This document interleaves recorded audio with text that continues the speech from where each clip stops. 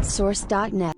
Hey everyone, welcome to the channel. I've got a quick guide here for any of the gamers out there who are using their Xbox controllers with Bluetooth to play basically any kind of game. The one in particular today is Star Wars Jedi Fallen Order.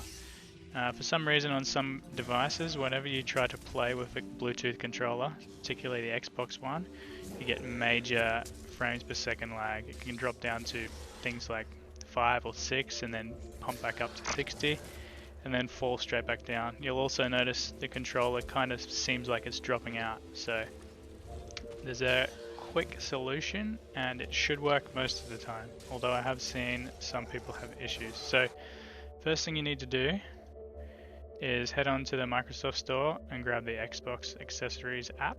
You can just search for that in the store and then launch it.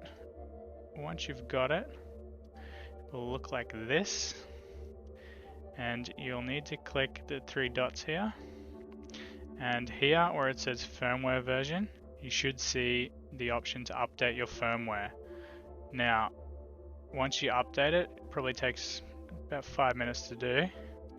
You can go back in and play your game normally, and it should be 99% of the time frames per second lag free.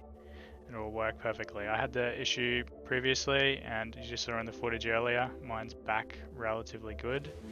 The only reason it drops is because my graphics cards are a bit dated.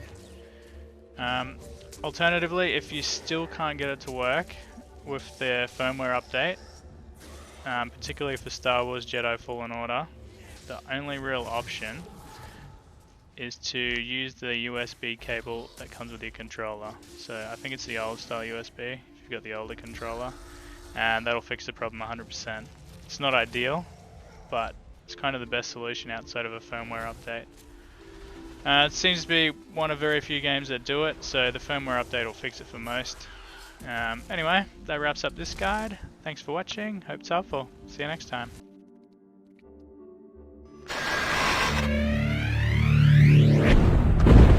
DownloadSource.net.